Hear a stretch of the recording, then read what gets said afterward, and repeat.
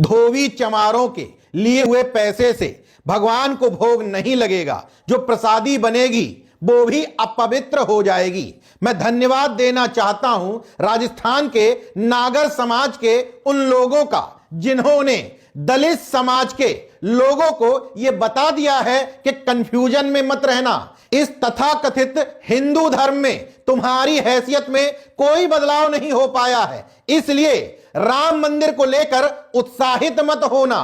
दरअसल राजस्थान के झालावाड़ जिले के खानपुर थाना क्षेत्र के मुंडला गांव के लोगों ने पुलिस अधीक्षक को एक शिकायती पत्र भेजा है। उसमें स्पष्ट तौर पर लिखा है कि पहले नागर समुदाय के कुछ लोग हमसे राम मंदिर और कलश यात्रा के नाम पर चंदा मांगने आए। हमने क्षमता के अनुरूप चंदा भी दिया।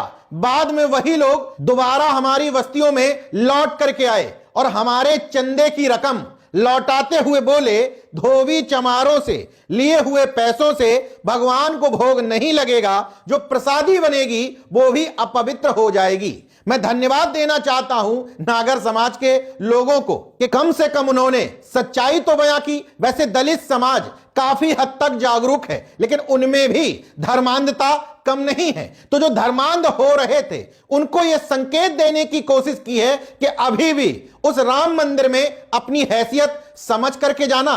पुलिस अधीक्षक को दिए शिकायती पत्र में स्पष्ट तौर पर लिखा हुआ है, मेघवाल समाज, बैरवा समाज, धोबी समाज और मेहर समाज, इन 4 समाज के लोगों से चंदा लिया गया था। बाद में इनको चंदा लौटाते हुए जाति सूचक शब्दों का इस्तेमाल किया गया।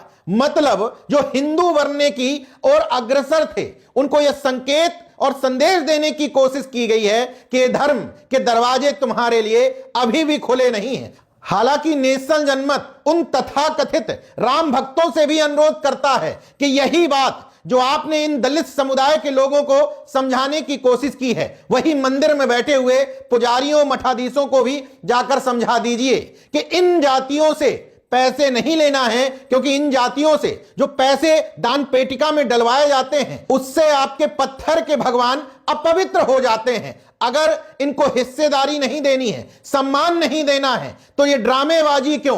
केवल इन राम भक्तों द्वारा नहीं बल्कि किसी भी मंदिर के बाहर बोर्ड लगवा देना चाहिए कि हम दलित पिछड़े समुदाय के लोगों से चंदा नहीं लेंगे, क्योंकि उनके दिए हुए पैसे से हमारे भगवान और उनका भोग अपवित्र हो जाता है।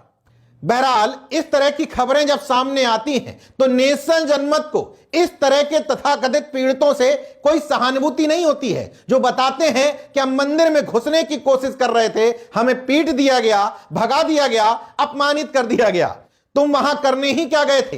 अपने मुक्तिदाता के तौर पर बाबा साहब का नाम लेते हो। बाबा साहब ये प्रयास बहुत पहले करके देख चुके हैं। उनको समझ में आ गया था कि इस धर्म के अंतर्गत हमें सम्मान मिल ही नहीं सकता। तब उन्होंने काफी सालों बाद यह निर्णय लिया था कि मैं हिंदू धर्म में पैदा हुआ हूं लेकिन मरूंगा हिंदू नहीं। ऐसे ही यह निर्णय नहीं ले लिया था, इससे पहले सभी धर्मों का अध्ययन किया था। इसलिए नेशनल जनमत को इस तरह के लोगों से कोई विशेष सहानुभूति नहीं होती है। आपने राम मंदिर के नाम पर चंदा दिया ही क्यों था? क्या आपको पता नहीं था कि यहां पर आपका सम्मान होने नहीं जा रहा, आपके समाज का पुजारी बनने नहीं जा रहा, आपके समाज को मंदिरों में वो पद और प्रतिष्ठा मिलने नहीं जा रही? यही चंदा आपने विद्यालय के नाम पर, अस्पताल के नाम पर, किसी सामाजिक संस्थान के नाम पर या हॉस्टल के नाम पर दिया होता तो नेशनल जनमत एक बार नहीं आपको बार बार सैल्यूट करता।